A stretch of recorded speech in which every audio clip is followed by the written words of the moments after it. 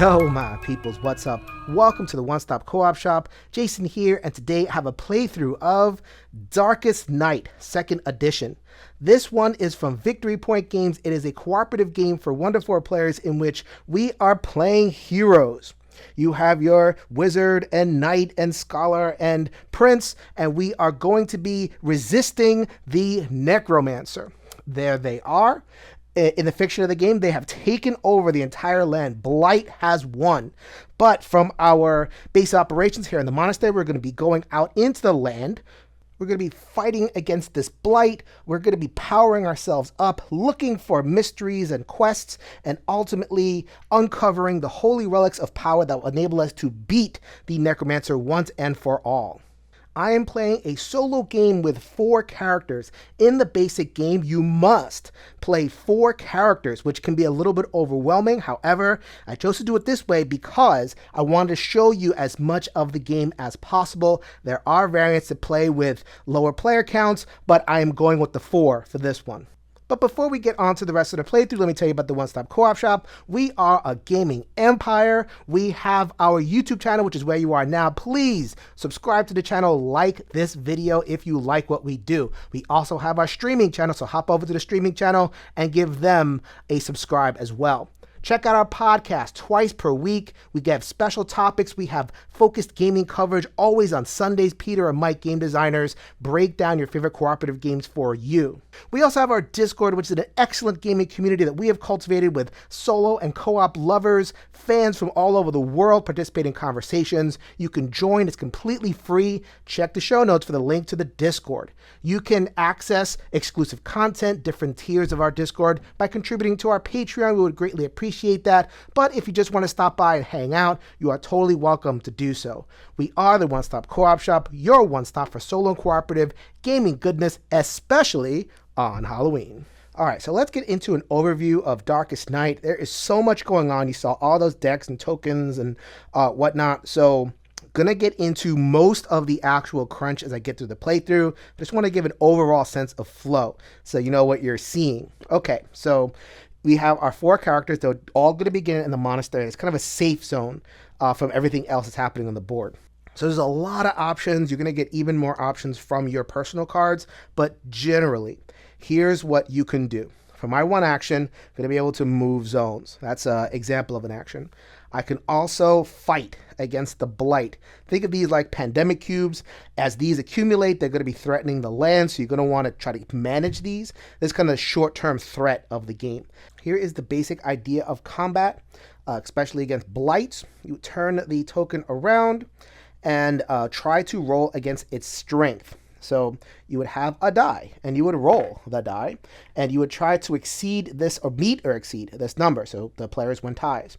So in this particular case, I would defeat the blight and remove it from the game. If I rolled 4 or below, then I would suffer this consequence, which in this particular case is lose 1 stealth. If I wanted to buff this roll, there are very few items that give bonuses. Most of the things in this game add dice, so I can add 2 dice, 3 dice, 4 dice. I'd roll them all. And if any one of them exceeded the number, then I would get the result. So checks work like that, search checks work like that, combat works like that, everything. You roll a bunch of dice, as many as you're able to get together with your powers, try to beat the number on one of those dice, and then move on. So then you can move, you can attack the blight. You'll also have opportunities to search. Every one of the non-monastery areas has things to search for. You notice that this book icon over here, that's what you want to progress the end game state. As you find these, we're going to be able to pull them, and they're kind of like quests that you do. You go, it'll spawn somewhere, you do whatever the mystery says, and then you are going to get these valuable clues. Clues are how you progress the end game. That's what you're going for. If I get 10 clues out of those mystery cards, I will be able to spend those on a holy relic. So holy relics are the goal of the game. You either get 1 that gives you a +1 to any combat. It is the only way to defeat the Necromancer. So there's going to be a way to defeat the Necromancer. Hopefully I win. I'll show you glorious combat, wholly infused against Necromancer. So that's one way to win. Also, you can collect 3 of these and bring them to the monastery. So that's if you're playing a game that's very low combat, you're not able to generate the rolls that you need. So you could just kind of like duck and weave and collect the holy relics instead. So I like that. From the start, you have that option. Do you want to go high combat or high sneaking and searching? Very cool. So here's an example of one of my 4 characters, the prince. Their main stats are here. There are grace and there is stealth. So then grace is kind of like hit points. So whenever you get into combat, there will be a chance that the monster will just kill you outright. Instead of dying, you lose a grace. And there are limited ways to get grace back, so manage your grace carefully. The second stat here is stealth. It governs whether the Necromancer sees you or not. So you're going to want that pretty high because you don't want the Necromancer hanging out in your space. In addition to those basic actions, every single character has a deck of 13 power cards. Some of them are starters, and I've laid some starter cards out here. They're going to buff your actions. They're going to give you options for more actions. They're going to enable you to roll more dice. So you can really craft how your character plays out. I'm showing the prince. The prince is kind of a buff bot. I'll explain that as the game goes on. There's characters that specialize in searching and fighting and the different aspects of the game. Darkest Night 2nd Edition is actually the collected version of the 1st edition and its 4 expansions, and all of those characters are available to you. We're talking over 20 characters, each of which has a unique deck of 13 cards, and they all play slightly differently. So you have tons of options to explore here. I have chosen characters that are a little bit more simple just for my own sanity. But there's a lot to explore here in Darkest Night. Once all the players have taken their 1 action, that will complete their round, and then the Necromancer will go. The Necromancer is going to roll a single die, and that will be their scan of the land. If that die exceeds any of the player's stealth values, then the Necromancer is going to move towards that player. So if I had sussed out this character over here, hello. If they don't, that's what all of these numbers on the board are. Then depending on what I rolled, they would move to a random area or stay still. Once I resolve that, then a Necromancer would spawn some blight. I would check where they are, check this map card, and spawn the type of blight that it indicates. So then if I went over here and I would check the card, I'd see that it would spawn a dark fog, which is pretty terrible. They're all pretty terrible. And I'll get into the differences between the yellow and the blue and some red as we get into the playthrough. As blight piles up, if blight gets to 4 in an area, then the next spawn in that area would allow the Necromancer to get into the monastery with blight. Once the monastery has 4 blight, the game is over. The Necromancer wins. So it's definitely very much of a short-term, long-term thing, like a lot of cooperative games. You want to manage your blight and also make progress on your search track and get those holy relics. You're balancing that as throughout the entire game. That is what you're getting in Darkest Night. So that is not even close to all the rules, but I'm hopeful that's enough to get everyone started. Let's get going. Let's start by focusing on the prince. So I'm going to activate them first. And I'm going to go left to right for this first turn. I don't have to. I can activate any of my heroes, and on later turns, they're going to be staggering the activation depending on what I want to accomplish. But for now, let's just go right to left for simplicity's sake. Couple things to check before we begin our turn. First of all, if I'm in a space with a Necromancer, then I would lose 1 secrecy. I might call it stealth. Throughout the playthrough, I may have already called it stealth. That's what I mean. They're referring to the same thing. So I am not in a space with a Necromancer, so I'm fine there. Second thing is that if I'm outside the monastery, then I would pull an event card. These are mostly bad. They involve combat, or they just attack me in some way. But because I'm in the monastery, I can skip that for all 4 characters in this first round. Okay, so now I'm ready to begin my activation. The prince, as you notice, they have a pretty low secrecy. Most of the other characters have 5 or 6. The prince, everybody knows them in the town. Low secrecy, so they're going to try to spend as much time in the monastery as they can get away with. So instead of doing one of the basic actions, what I'm going to do is I'm going to do one of my card actions, Inspire. I will activate on a hero in my location. They're all there. And they can deactivate it before any die roll for +3 die on that roll. Very cool because it is not bound to any particular roll, just anytime you need something important done. So I'm going to put that there. I'm going to give this active token to the wizard. So the wizard will be able to do something at some point. And if I wanted to, I could shift it over, but that's kind of a waste of an action. So I'm just going to make sure the wizard does that. I also have this planning card. When any hero in my location hides, prays, or uses a prince power as an action, they gain a spark. So hiding and praying is how you regenerate the different resources. So hiding, I would be regenerate my secrecy. Praying in the monastery only, I'd regenerate my grace up to the maximum, which is why I'm not doing it right now. So not going to worry about that now, but I did use a prince action. I get a spark. Sparks I can use as a one-time only thing to add a die to any roll. So it's good to have sparks in case I need something important done. And to indicate that I have finished my turn, I go ahead and put this sun down to moon. I'm not going to do that for the entire playthrough, but it's a good way to keep track of who's been activated on a particular turn. Next up is the Scholar. They're specialized in searches. So as I showed before, they roll that one die against a difficulty. The difficulties are printed on the board. Most of them are 4s. In the little further away area, the difficulty is 2, so that's nice. But failing gets you nothing. And so in this particular case, I like having this Scholar's power active over here. If I fail a search attempt, choose one of those search die and resolve. So it gives me a consolation prize if I roll the lower numbers. So that is nice. And also they have a reroll power. Exhaust after you make any die roll to reroll all those dice. So if I really want something to happen, I have resources. This one lets me elude. Elude is the flip side to attacking. It's a defensive roll, mostly against events in the case of the Scholar. So that's the Scholar setup. They are going to spend their action moving into the mountains. They may decide to search in the mountains. The difficulty is 4. And mysteries will come out. So I like having a couple of mysteries to give me something to go for in the early game. So I might just have the Scholar do that. Another little rules wrinkle is that whenever you move or take the regular move action, you get a secrecy up to your maximum. So the maximum here is 6. So they don't gain a secrecy now, but as I lose secrecy, I'm going to want to move around and get that secrecy back. I told you there's a lot to remember. I'll try to keep track of it all. Here is the knight. The knight is fairly simple, at least as I have them laid out over here. They have a tactic, which is something that applies whenever they fight. They're going to fight with 2 dice, not 1, every single time. So they are my blight buster. They also elude with 2 dice. That's more of a defensive roll. I'll demonstrate that as it comes up. They also have oaths. This is one of a couple of oaths they have in their knight deck.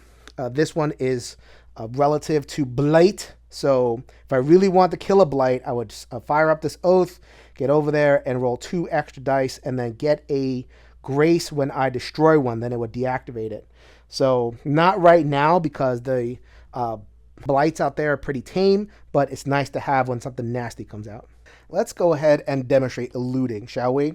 So the village has a difficulty of 3 searching. A lot of treasure comes out of the village. So treasure, this icon here, would let me pull more power cards. I just add them and increase my power straight up. Really nice. And the opportunity for some mysteries. This skeleton is here. So when I end my turn in that area, the skeleton is going to attack. So let's go ahead and flip that over. And I would do an elude roll. It's basically looking for me. And I have to roll a 4 or above. The knight eludes with 2 dice. All the characters elude with 1. The knight has a power to elude with 2. They're going to roll. They roll the 5 they roll the 5 and a 6. So that's nice. Any of these would have mattered. If I'd have rolled a 6 and a 2, I still would have completed it, and nothing happens because it is a defensive roll. Had I failed, I would have taken 1 point of grace damage, but as it was, I'm okay. Maybe I'll take them out next turn. We'll see. So the wizard is a little bit of jack of all trades, kind of filling in. Well, you notice the first 3 characters I have specialize. Here I get a little bit of everything. So then this will let me get 3 sparks, so I can add some dice to a lot of different rolls. I would take the action and tap it, which means exhaust. So then another exhaust power, but this would let me fight with 3 dice specifically. An exhaust if I succeed, and this one is a movement power. Woohoo! Movement is Key with 1 action per turn. Exhaust to move directly to any location and gain 2 secrecy. So the shtick of the wizard is that their powers are more powerful, but they tap. I would need to take some kind of rest action like a hide or a prey in a monastery in order to get this stuff back. So I'm going to be using and resting with the wizard, but I love them. That's why I gave them the power up from the prince. At the beginning of the Necromancer turn, the darkness counter moves up 1.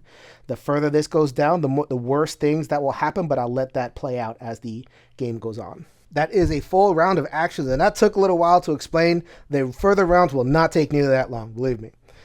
So then they are going to roll a 5. I check all of the characters out here. So 5 is pretty high, but everyone out here has a stealth of 6. So the Necromancer is not going to go for any particular person. The Prince has a stealth of 3, so they would have sniffed out the Prince had the Prince showed themselves, but the Prince is like, no, I'm not ready. So because I haven't sniffed out any of the characters, I will just follow the printed die on a board. So then 5, I would bring me to the village. That's bad luck. When the knight starts their turn, they are going to lose a secret. So for the third part of the Necromancer's turn, they would spawn a blight. I have all the potential blights laid out over here that come from the map deck. The game allows you to construct different versions of this map deck, so then you could shuffle all the cards in and have all the blights there. I chose the classic game, again, just to keep things streamlined. So then I'm going to pull from the map deck and then consult the village. The village will spawn a curse. Curses, strength 5, don't like that. When entering, lose a grace. Don't like that. Oh no! So then I would put the curse there. That is another blight for the knight probably to take care of. And that is the end of a full round of Darkest Night. The knight is not so lucky. They will lose a secrecy and pull an event. Vile beast! So this is a combat. It is easier to elude them. So they are going to try to elude. Let's see what I get. I rolled a 4. So they succeeded, and because they succeeded, they got a spark. So sometimes the events can work out, most of the times, not so much. So that's interesting. I didn't plan on getting that spark. I'm going to spend it immediately. I really want to get rid of that curse out there to open up my options for the prince. So let's go ahead and engage a fight. So I roll 2 dice because of my tactic, 1 die because of the spark. I'm trying to beat a 5 on one of these dice. I do it on 2 of them. Doesn't matter. I only need 1. Curse be gone. You know, I should get some XP or something for that glorious battle, but I get nothing. I do open the way for the prince, though. So they're in the monastery. They don't pull an event. They don't lose secrecy from being next to the Necromancer, but they are going to move in here to get things set up for next turn. And for that movement, they're able to gain 1 secrecy. Even though they're going into the place with the Necromancer, you're kind of thematically thinking they're ducking into inside these houses and staying in the alleys. It works. Next up is the Scholar. They are going to pull an event. Lich! Ah! No! It doesn't matter what I use, but it does matter for the Cleric or the Scholar, I should say, because the Scholar eludes with 2 dice, so they're going to use the 2 dice to try to elude this Lich. They rolled a 6 and a 1. Thank goodness. So nothing. They don't get anything. They had only avoided the failure. I will take it. So now they're going to roll the 1 die to search the mountains. They rolled a 6. I am on a roll, baby. So the way searching works is these multi-purpose map cards once again. So I ignore the blight column and I get the search column. So then in the mountains, I would get a mystery. So then I would just pull for the top card for the mystery deck. Pray for guidance. Trying times can test men's faith, but also forge it anew.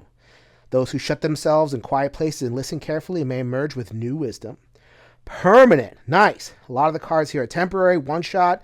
Here it is a permanent buff. +2 clue. If your grace increases by 2 or more from a single prayer action, that is a special action you take in the monastery. So it incentivizes me to go back early often because I do get clues out of it. I also get 2 clues just for pulling the card.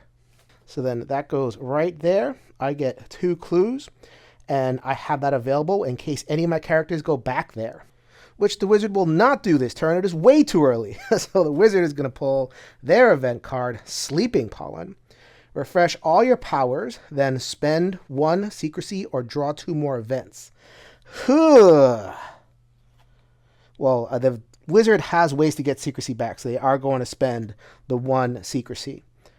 So they're not backed up by any of the cool powers that the scholar is, so they're just going to straight up roll and get a 6. Holy moly! I will take it. So then map in the mountains, they get this rune over there. So the game does come with a handy-dandy 1-page sheet to explain a lot of the blights and symbols. Let's go ahead and look up what this symbol is. The Waystone. Discard during your turn to instantly move to any location and gain 1 stealth. Heck yeah, movement, I will take it. That ends the hero's turn. It's pretty fruitful if I have to say myself. The darkness counter moves 1. And now my heroes are far more visible, so let's see what happens. 5. So that is the prince. The prince is still at 4 stealth, so the necromancer stays right there. It's going to suck up some stealth from these characters next turn. Oh well. And the blight in the village is corruption. And the blight for the village is evil presence. So evil presence is a 4. That's not too shabby. However, it is -1 die to elude things. We're going to take care of that, aren't we? Retcon! Before I do that, I forgot to make my elude rolls for ending the turn. Both of these characters in the same space as the skeletons. The knight will elude with 2 dice. They successfully do so because all I have to do is match the 4. The prince also eludes with the 4, so not as bad. Not bad that I forgot that retcon. Let's go ahead and put that evil presence, and now it is officially the end of the turn. All right, next round, I'm going to continue to do the pairs thing, so prince and wizard. Prince does start in an area with the necromancer, so their secrecy goes down 1. The necromancer is hunting. They are also going to rally the peoples. Go ahead and play this resistance card. So I have spent my secrecy. When active, which is always, this does not go away. It'll be there for the whole game, which I love. Heroes gain +1 die in fights when attacking blights here. Heck yeah. Rally, rally, small folk, whoever's left, and fight back against the necromancer. Help us. So I plan on the necromancer using the village a lot, kind of chasing them around. They'll cut through the village. So they're going to spawn a lot of blight there. We're going to kill a lot of blight there. Right, Knight? The Knight's like, if you say so, because they start with the necromancer. And I did not do this last turn, or I didn't show it on camera. I'll show it on camera this turn. Whenever you attack a blight, you also lose a secrecy. Noisy business, taking those things out. Sorry, I'm doing this out of order. The prince had the elude roll. So they actually lose a grace because this is an attack. They block it with their grace. Not great, but I'm not too worried about that. All right, so now the knight is going to go. They roll 3 dice, and they have to match 4 because they're going for that evil presence. There we go. Got a 6 right there.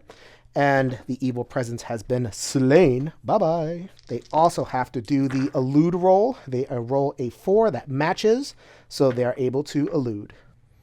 The scholar is going to pull an event raid. Count the blights in your location. There is 1 blight, so that means I lose 2 secrecy. Oh man, that is really bad. Scholar is down to 4, but undeterred, they are going to try to search, and they get another 6. I can't believe it. They pull from the mountains, and they get a weapons cache. This is why I really like searching as much as possible. Here come the power-ups. A cache like that, one-time use. You pull 2 cards, and you keep one of them, put the other one on the bottom of the deck. So then a counterspell. Immediately activate in your location. Active, the might of the blights here is reduced by 1. Okay, I'll take that. Research materials +1 die when searching. No brainer. I mean, every card is good. I'm mostly going to be moving on from good cards. Just have to choose what I'm going to do. But because they are the search bot, I am absolutely going to go with the search buff. Let's see what the wizard gets for an event. Horde. Compared to stealth, the wizard has 4 stealth, a small horde. Pops up that I'm going to evade them, try to roll a 3. And I rolled a 5, so I succeed. The wizard wants to get over to the castle where the search difficulty is 2. There are these shades in the way which are highly annoying. So the shades are easy to beat, but they're hard to evade. So just ending up in that space is not great. So I'm going to use this waystone that I got last turn. That is a free move and some secrecy. So now I have 5 secrecy there. So the wizard's going to go, and they like the look of that castle. The difficulty for searching is 2, and there's plenty of room for upgrades. I think I want to get a couple upgrades for the wizard. They're so good. So we are going to use that waystone. So that allows me to move without having to spend a precious action.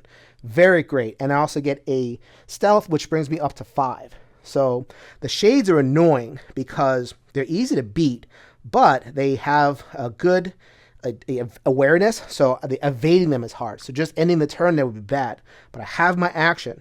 I'm going to trust in luck. 66% chance. Come on. 6. I am on a roll. The shades have been defeated. I'm going to pay for this good dice luck. Darkness ticks up. I have 2 characters in the village with 2 stealth. That's not going to work out unless they roll a 1, which would mean they're basically blind. They're 2. They stay right there. And they pull a, village. They pull a taint as blight for the land. What does a taint do? A taint, you cannot gain grace. That is not the worst thing in the world, actually.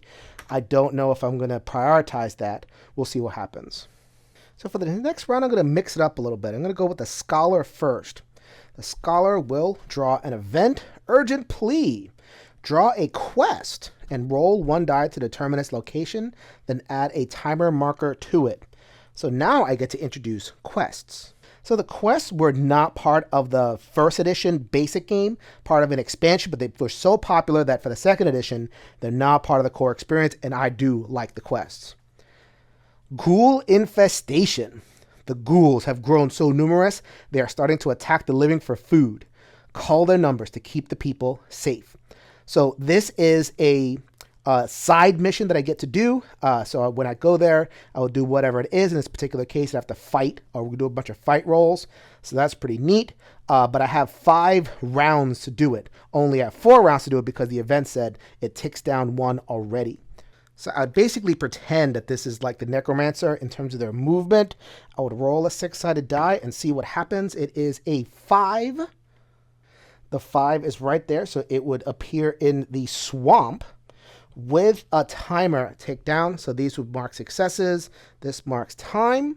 So then it already has 1 time, so I only have 4 rounds to accomplish it. In addition, it is in a land with an unholy aura, which is -1 die fighting. No, this requires fight rolls. No.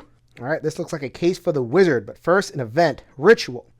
You may spend 1 grace and lose 1 secrecy to cancel this event. Count the blights in your location. 0. I took them all out. The Necromancer moved there, so I can choose. Either I could spend these resources or have the Necromancer move there. I think it's a no-brainer because it's already the beginning of my turn, so I don't suffer the loss of secrecy. It pulls the Necromancer away from these 2 characters so they don't lose the secrecy. And I'm about to bounce. Leave me alone. Hi, bye, Necromancer. All right, the village is nice and clear of necromancers. Let's go to town. The knight is going to go first, and they are going to pull an event. Vile messenger. So they cannot be evaded. I have to fight them. And if I don't succeed, then it is that's no great, another darkness. This specifically says it only counts for blight. It doesn't count for any other event. So just rolling the 2. I rolled double 2s. That is not great. So that moves this counter up 1. Now that I got that bad roll out of the way, let's kill some skeletons. I need 1 5 on 3 die. Got my 6s, so I've taken out the skeletons successfully. That cost me a stealth. I'm down to 1, so I'm guaranteeing that the Necromancer is going to return to the village next turn. Prince goes, it is time for their event, Shambling Horror. Compared to Stealth, Ooh. I have almost no stealth left. So the Slayer is just going to find me. And I have to pray that I can evade. The failure is losing a grace. So I have to roll a 5. I do not roll a 5. I lose a grace. There is my lost grace, and that is my cue to lick my wounds and return to the monastery. That gains me a stealth. Darkness moves up 1 again, getting close to that not so great 10. I will show you what happens when it gets to 10. The Necromancer doesn't even have to roll because the Knight's stealth is 1, so they're going to return to the village. I got a 1-turn respite. I don't mind that at all. The blight that they pull is going to be Vampire. Ooh, a new one. The Vampire needs to be taken out. They are at strength 6 if they are the initiating the attack. Now, if I attack them, they're a little bit weaker. But if they attack me, then I would have to evade a 6. Whew, good thing I put down that resistance. Next round, let's start with the Wizard this time. Pulling an event. Betrayal. Lose 1 stealth, or let's say secrecy. That is easy enough. They're down to 4. And then they are going to try to take out this unholy aura. They're going to do that using the power that the prince gave them at the beginning of the game. They have 1 die to fight. They're going to add 3 by discarding that token. Minus 1 die, so that is 3 total. Need to hit a 4. Shouldn't be too bad. I do. 5 and 4 there. Any one of those will do it. And I get rid of the unholy aura. Next round, I'm going to try to take care of this ghoul infestation. The Scholar is just blissfully searching. They have not a care in the world. So we got patrols. Compared to evil in the land, my evil is still nice and low. So an archer shows up. They're going to try to evade their 2 dice. See if I could exceed a 4. I do. That is a 5. So nothing untoward happens. With my power up, I now search with 2 die, and I succeed twice. What that means is that I can pull 2 map cards and choose which reward I want. Do I want an upgrade or an artifact? You know what that choice is. So artifacts are the most powerful cards in the game. They're very, very rare, so go and grab them when you can. Go on ahead, just pick up the top one. They're all good. Spirit Skyne. You may spend 1 grace at the start of your turn to allow 1 hero at any location to gain 1 grace up to their default. The Scholar is now a healer. Love it. Time for the Prince to go. No event because they're in the monastery. They are going to pray. They are down 2 off of their maximum grace, so they're going to try to get 3+ on both dice to pray. They do 3 and 5. So they get 2 grace. And the reason why I didn't mind so much exposure to harm was this pray for guidance. When, if your grace roll increases by 2 from a single pray action, plus 2 search. Let's do that 3 more times, please, so I can get my holy relic and go after the Necromancer. All right, more opportunity to talk about more rules. Because I start my turn in the zone of the Necromancer, my secrecy is now 0. I am out in the open. So because I have 0 secrecy, I'm out in the open. I skip the event card pull, and instead I execute an attack with the Necromancer. The Necromancer has a defense of 7 and an awareness of 6. That defense of 7 means that I cannot roll just naturally to beat it. It's 1d6. I would need the Holy Relic, and I'm working on it, to defeat the Necromancer. However, that awareness of 6 is going to impress itself upon me, so I need to roll a 6 in order to avoid taking a grace wound. I rolled a 6. That is not going to happen. Thank you, Resistance, for giving me the extra die. I am hearty and hale and ready to stand true. I need to take out this vampire, though. So let's go ahead and roll 3 dice. I'm rolling against a 4, and I get a 5. Boy, the knight is not doing anything but rolling and killing. If you're that personality, then it would be cool to roll the knight. If that was me, I'd be bored to tears, just rolling, rolling, rolling. But I'm controlling 4 characters, happy with the knight's roll. Lock it down. Getting closer and closer to 10. No need to roll. The Necromancer is locked in mortal combat with the knight. but they are going to spawn as a blight another evil presence. As a reminder, the evil presence makes it harder to elude. Now that the wizard is clear of crud there, let's go ahead and try to take care of that ghoul infestation. Only have 2 rounds left to do it. Fissure. Lose a grace. You may move to any location except the monastery. Oh, man. I could have taken advantage of something, but losing that grace kind of hurts because now I'm down to 2 grace. The wizard not very graceful. So going to hit the ghoul infestation with a lightning strike, which is why this game is awesome. I could totally imagine that. We are going to tap that. Or if I actually roll a success, which God willing, I roll at least 1 success with a 4. So let's go ahead and fight with 3 dice. Hopefully I get the 2 4s that I need. You're kidding me. Lightning must have hit the castle. I totally missed the shambling ghouls. Hopefully next turn I don't fail as hard. Oh well.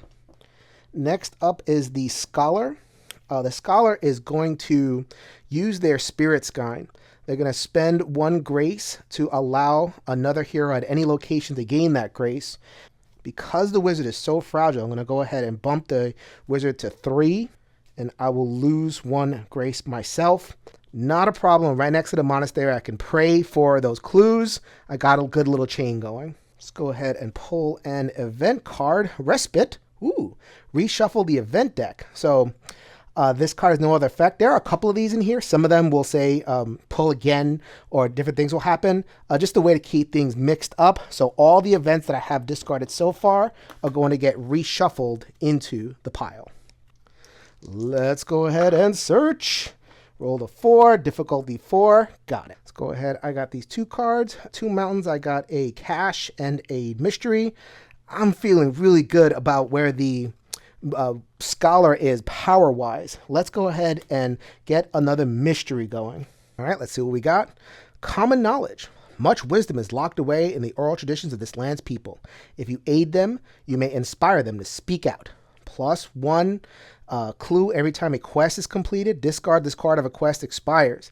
The pressure on the wizard just got so much higher to complete that quest next turn because it is going to expire at the end of next round. Come on, wizard.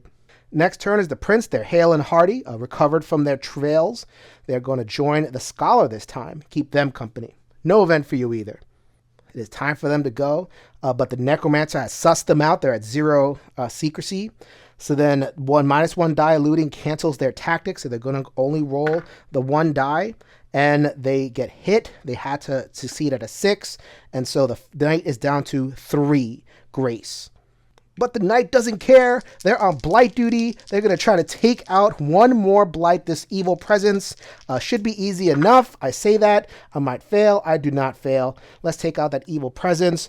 Normally, I would spend a game with a character or 2 dedicated to running the Necromancer around, but it works out that it's basically sitting there tanking to absorb all the stuff and let my other characters do what they got to do on the board. I like how this is working out. Moving on with the darkness. No need to roll for the Necromancer. They have their sights set on the proper target, and we are going to get shades this time. Shades are the ones that will really make it harder to evade. So, oh well. All right, wizard, do or die time. We're going to try the lightning strike again. Fight with 3 dice. We're also going to spend the 1 spark that you have to roll 4 dice. I need 2 4s.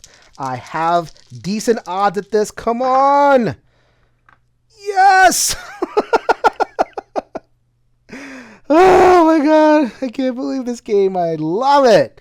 All right. I finally have defeated the ghoul infestation. I needed 2 successes. Each success is 1. There's 2. And I have completed the quest. I get a clue because of that mystery. And I get to draw a search card. The search card is going to be at the swamp this time. An artifact. What? Artifact is going to be the Fellowship Band. Exhaust during your turn to swap location with another hero. Another exhaust power. These regenerate whenever I take a rest action, or in this particular case, a hide or a prey action in this game. So this will be a nice one to add to the pile. It's time for the prince's turn. By the way, I did record an event that had no effect for the wizard, but the film messed up a little bit. Believe me, I'm not cheating. I will, however, make sure that I get the prince's event. Electrical storm. Roll 3 dice, then pick and resolve any 2. Ooh, a little bit of randomness there. Let's see what I get. I get 5, 4, and 3. So I picked 2 of them. So then I can exhaust the power and lose stealth. I like my power, so I'm just going to take the 4 and the 3 and lose 2 stealth, bringing me down to 2. Reason I did not want to exhaust either of my powers is because I wanted to use this one again, the Inspire, which gives a hero a one-time benefit of 3 dice in any roll. I'm going to give that one to the Scholar. And my other power, Planning, whenever I take a prince power, I gain a spark. I now have the maximum of 3 on my player board for later use. All right, Scholar, you know what you're doing. Dilemma. Draw a quest and roll 1 die to determine its location, then draw another quest and roll 1 die to determine its location. 2 quests? That interacts with my common knowledge thing pretty well. All right, so 2 quests. Quest number 1, Dark Tower, another fight one, only versus a shield of 5. I have a little bit longer to complete it. Let's see where I'm going to put it. It is going to go to 4, which is the castle. The tower, this tower. Right there. Another quest is the Evil Chant. Ooh, only 1 success. Elude versus a 6. That's pretty hard. But that will actually get me a mystery. I need those. And I am going to put that in 3, which is right there. Board is getting pretty busy, isn't it? And that was the event. I haven't even done the search yet. So then I get a 5, only 1 success. So I am stuck with pulling 1 map card. The map card is a treasure. So that's better than the cash symbol in the sense that the cash symbol lets me pull 2 and keep 1. This is just pull 1. However, this is tradable to anybody in the space, and they could use it as soon as they get it. So the cleric has their power-ups. The prince only has 2 powers right now active, so they're going to give this one to the prince, and the prince is going to pull. All right, prince, let's see what you get in terms of your power. Secret passage. Move to an adjacent location and gain 2 stealth. So a slightly improved move. That could have been better, but I guess I'll take it. The poor knight is dying hard. As a reminder, they are at 3 grace and no stealth, but they're going to stick it out. Let's skip the event phase. See if we can roll a 6 on that elude die. No, we do not. We are down to 2 grace. Ugh. Let's go ahead and go after those shades. They are best handled by directly attacking them. I take care of them. And I should be pointing out that every time you attack a blight, you lose a secrecy. No secrecy to lose. You can't lose what you don't have. Well, I'm getting very close to 10 right there. No need to roll, said the spider to the fly. In the village, I will get some spies this time. Okay, that's new. Let's see what the spies do. Lose 1 stealth each turn. Ha! The knight laughs at that one. Next round, this time I'm going to go with the knight first. No event. They just get attacked by the necromancer yet again. They got rid of that -1 elude die, so I now have 2 chances to roll a 6. I do not, and I am now down to a piddly 1 grace. We are going to take out this taint this time. So I've been losing grace. This taint prevents me from gaining grace, so I cannot be healed by the scholar while that thing is alive. So let me go ahead and roll my 3 die against it. 4, 2, 1. I do not succeed. And the poor... it looks like the resistance is finally about to fade. Oh well. Let's go with the prince. The prince pulls an event. Temptation. Compared to stealth, but the prince's stealth is 2 right now. Spend 1 grace or exhaust all your powers. Ugh, that's not great at all. I do not want to exhaust all my powers, so let's just go ahead and spend the 1 grace. Because I want to move here, and get 2 stealth for that movement because of my new improved power, and try to take on the Dark Tower next turn. The Cleric is going to go next. The Spirit Skyne is going to obtain. We're going to go ahead and reduce that to 2 in order to get the Prince back to a healthy spot. Let's go ahead and pull an event for the Scholar. Jinx! Spend 1 grace or turn all dice you roll this turn into 1s for the rest of the turn. That is my cue. So the search party is now over. I'm going to head back to the monastery and gain 1 stealth. It is the wizard's turn. They are going to use teleport. Action, exhaust to move directly to any location, gaining 2 stealth up to maximum. So that'll put them up to 5, which is their maximum. They're going to go here and get themselves set up for the evil chant in a future round. Unfortunately, they are in the same space as spies. So that 2 stealth that they gained is out. They are going to lose 1 stealth, down to 4. Oh boy, y'all are 1 away from seeing what happens when darkness reaches 10.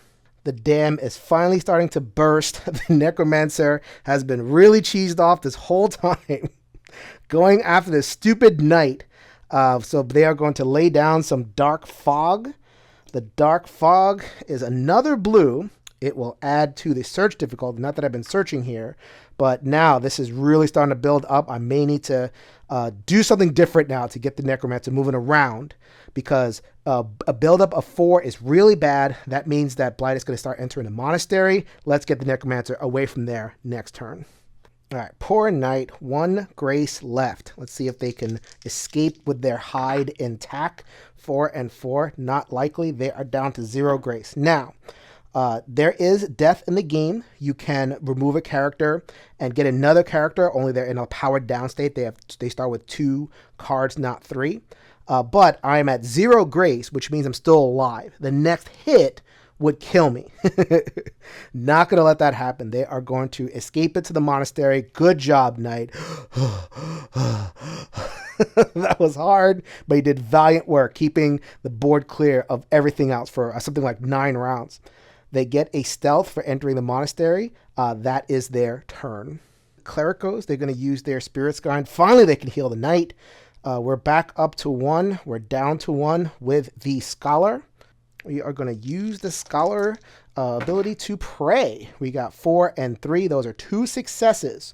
So then, according to this, plus 2 clues if your prayer roll increases by 2 or more from a single prayer action. We go from 5 to 7 clues. We're almost to 10. Fantastic. The prince is like, what about me? What am I going to do out here? Oh, no. Test of faith compared to stealth. The prince has 5 stealth this time. Let's see if that matters. Lose 1 stealth, gain a spark. Wow. That secret patch that I talked so much junk about came in handy. Too bad I'm at my full complement of stocks for 3. Oh well. So now we are going to climb the Dark Tower, or attempt to. 1 time has ticked down. I have 6. I have to fight versus 5 shield. Each success is worth 1 thing, so I need 2 successes there. I'm going to spend those 3 sparks that I mentioned before, and we are going to roll 4 dice, and we're going to try to get it in one go, or at least get 1 success for my troubles. 6, 4, 4, 4. I will take it relative to what that could have been. So that is going to be 1 success. I'm going to indicate a success with a key right there. So when I get the second success, I will be moving the darkness back a little bit. So, and also getting a clue because of the other quest. So have to get those quests done. Speaking of getting quests done, the wizard is going to try to take care of that, but they get an event first. Evil Day. Exhaust a power or draw 2 more events. No! No! And I was going to use the power. So I have to draw 2 more events. Oh, that is just ghastly. Startling news. Add a quest, add a time marker to a quest currently in play. If there was no time marker, then we'd have to add that. We're going to go ahead and add that to the Dark Tower. I'm confident that the prince can take care of that in some time. So I have to pull another event. Horde. I have currently 5 stealth. So 4 plus, small, a small horde, pretty easy to avoid. Let's see if I can get a 3 or above on a roll of 1d6. I got a 2. That's what I get for talking so much junk. And all those good rolls early have completely and utterly dried up. I haven't had a decent roll, or like something I would call a good roll, in a very, very long time. So now I'm down to 2 grace. So let me go ahead and gather mana. Going to exhaust this to gain a stealth, the stealth that spies took away, and gain 3 sparks, the 3 sparks that I'm going to use to try to defeat the evil chant. Because the spies are still there, I lose that stealth, but at least I was able to fend it off just for a little bit, just long enough to get that evil chant down. While I am here, boom, I finally hit the 10. So draw a darkness card. A new global ability comes into the land, which operates on the Necromancer's turn, which is right now. Paralyzing Fear. At the end of the Necromancer's turn, roll a die. Heroes cannot take the corresponding action during the next round. Garbage. So the prince is the target. The prince currently has 3 stealth. If the Necromancer rolls 4, 5, or 6, they are going to the prince.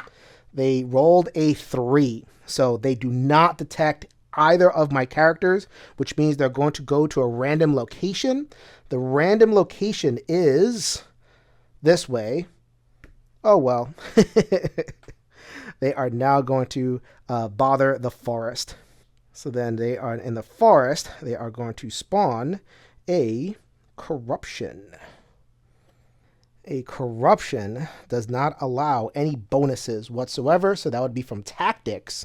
So basically negate your tactics. I'm not using any tactics here right now, but I need to watch that for next turn. Let's see what the roll is for Paralyzing Fear. 6, I cannot travel next turn.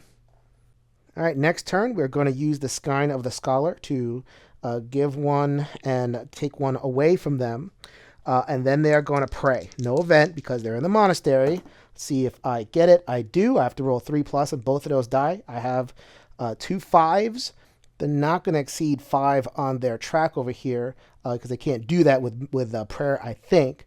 So that's fine. That's great. So then we got the knight over here. They are going to try to pray too. Wait a minute. Hold on a second. That prayer successfully got me 2 clues up to 9. All I need is 1 more. The knight is going to pray for their own healing as well. They get 6 and 3. They are also successful. They're going to go ahead and heal 2. And they're going to get the 1 stealth as well. Good job, knight. And now I have my 10, now 11, in order to get the Holy Relic and beat the baddie. I like where I'm at there. All right, is the wizard's turn. Then they get a Mind Leech. They have 4 stealth, so a mature one hits. The wizard is going to try to evade it. They get a 6. They do. They do not exhaust their power, which would have been devastating. All my powers are exhausted. This would have exhausted the artifact, which I plan on using. So did not want that. Let's go ahead and spend the 10 clues on the artifact. Great, I now have one. This is what I need to use to beat this Necromancer. How it works is that it gives a +1 to combat roll against blighted Necromancers. So then I need that +1 because the Necromancer's armor is 7. So whoever rolls up is going to have to roll a natural 6 and then add that 1. So hopefully I get a lot of dice to roll. So it has to be in an area where there are no blights. So I have to somehow either lead the Necromancer around to a place where they have no blights that contain them, or just murder blights. I don't know how I'm going to do that, but now I have the tool I need to beat them. So I'm going to exhaust my Fellowship Band and change location of these characters. Let's go ahead and pull an event for the Prince. Dark Discharge, -1 darkness, but I do create a blight in my location. At first, you thought it was just ambient power, but no, there's something here. So it is -1 darkness. I do not get another darkness. So believe me, that would be just horrendous. But I do spawn a blight there. The blight that I spawn in the forest are zombies. So let's go ahead and get zombies in there. don't know that I want to hang out there very much. Remember that the travel action is banned for this turn. So this power that I talk so much junk about ends up being amazing. Because I'm going to travel here, get 2 stealth, and try to get this Necromancer on a merry chase. Darkness ticks back up to 10. See what the Necromancer notices. They do notice 5. The wizard is at a 4 stealth, so they're going to go take the shortest path to the wizard. I figured that was something like that was going to happen. In the village, we get an evil presence. They are now up to 4 in the village. That is no good at all. More spawns in the village will go into the monastery. Get out of there, Necromancer. I'll see if I can do that next round. What will I not be able to do next round? Paralyzing Fear. I will not be able to take action on my power cards. Boo. Next round. Sorry about this retcon. The prince actually moved there, not to the ruins. Because as I was speaking, I was formulating the plan and not following the plan with my actual hands. So let's go ahead and get ourselves together. We are going to pick the mountains as our locale for our final stand. So we are going to move these 2 characters right there. No event relevant. The prince is going to go and they are going to pull an event. They pull Panic. Add a time marker to a quest currently in play. And then if there was no quest, we'd add something else. So I don't care about the quest anymore because I am big game hunting. So I'm going to add that to Evil Chaos. They are at 4 counters. By the end of the next turn, they'll tick down. But hopefully by then, the Necromancer will be dead. So I don't really care about that. The prince is going to move 1 over there. The wizard who actually has that holy relic is actually going to hide. They are going to gain a stealth. They're going to unexhaust all of their powers and their artifact, ready for next round. But they do get an event. Sorry about that. That happens before. Vengeful Spirit compared to stealth. The old stealth value was 4. So they have to fight this thing. So they have to fight against a 4 with not much going on. They get a 4. So they are able to resist and nothing happens. Will the Necromancer fall into my trap? They are at a 4.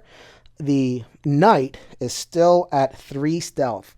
So yes, they will come through here and they will execute yet another thing in the mountains. That is the zombies. No, zombies aren't so bad, right?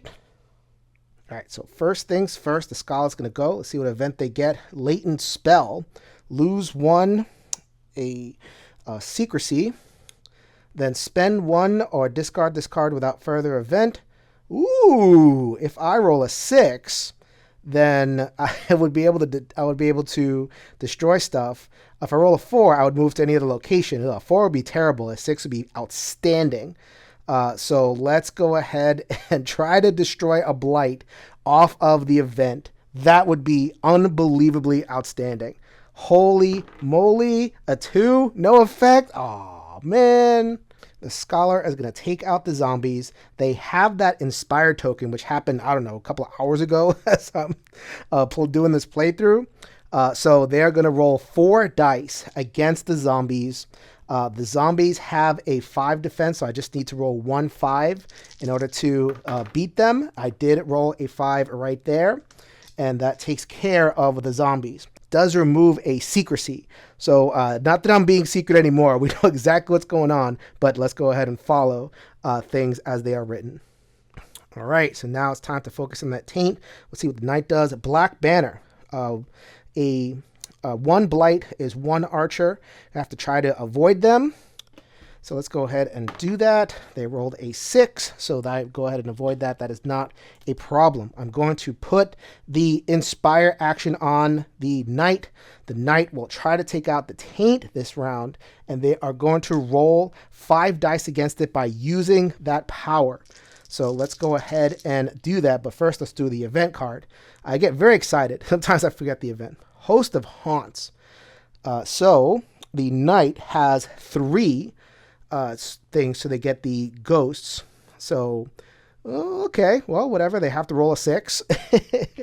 They roll the 2 dice. They do not get a 6. As a matter of fact, they're going to get snake eyes over there. So they're going to lose a grace. No problem. So then let's go ahead and try to take out that taint. I rolled a 5 right there, and that takes out the taint.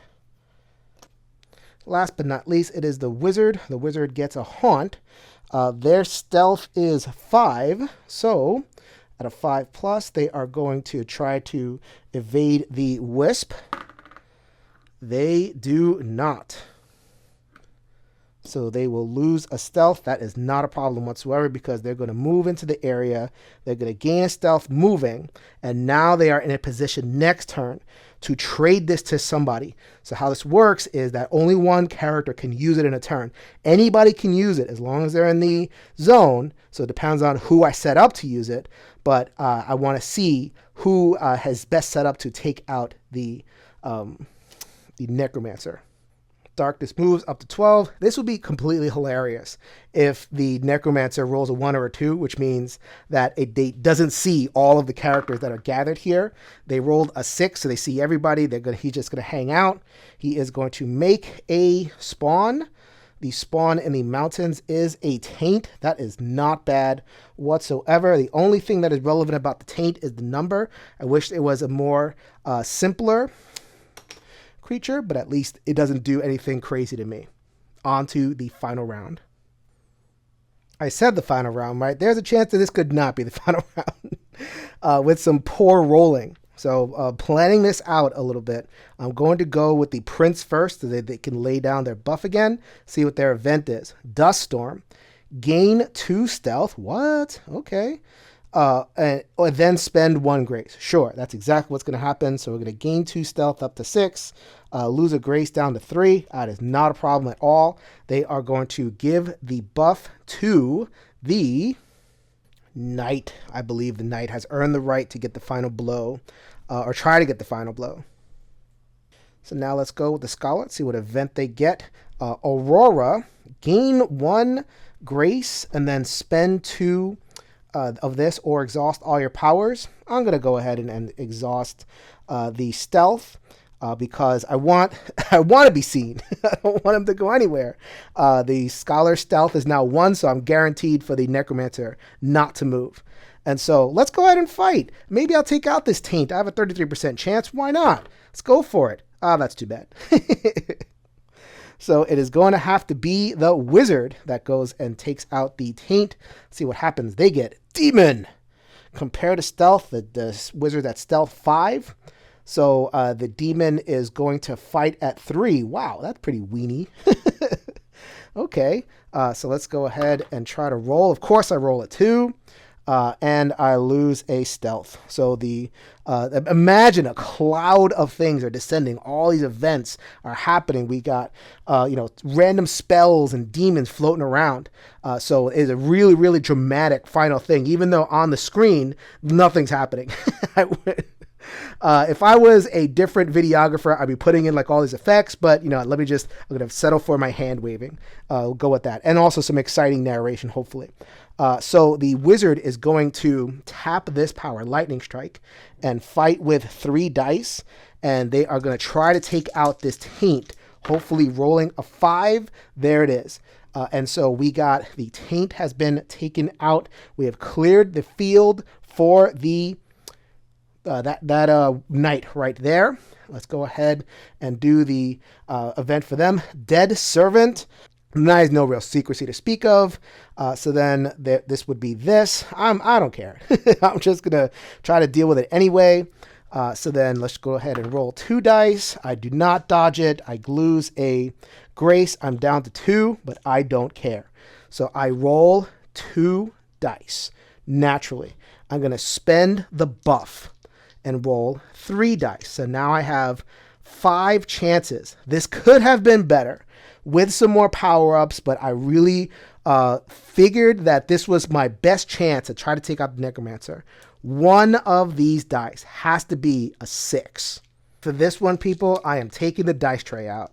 So let's see if I roll a 6. 6. There it is. 6 plus 1.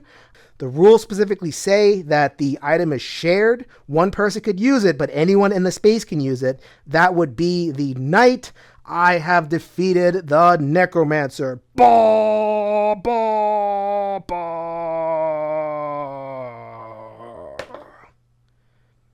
The Necromancer has been slain by our intrepid heroes. The populace rises up, gives them applause. Imagine the end of Lord of the Rings where they're at the tower that has newly been sanctified. It is no longer the dark, foreboding place. It is a place of light and safety. People are getting married. There is beauty in the land once again because our intrepid heroes have successfully defeated the Necromancer. I hope you had as much fun watching this playthrough of Darkest Night as I did playing it. Forgive me if I did things out of order, if I got a couple of rules wrong. It's been a couple of years since I've played this, and this game has a lot of little wrinkly things going on. If people are put off by that, I totally get it. This game is not for everyone. However, it is for me. I love this game, especially as a solo, especially playing the 4 characters. I get into it.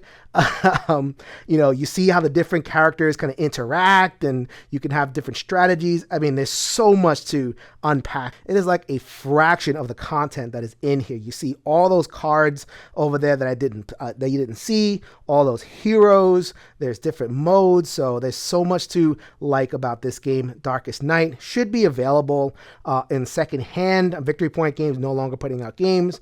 And this one didn't really do really well.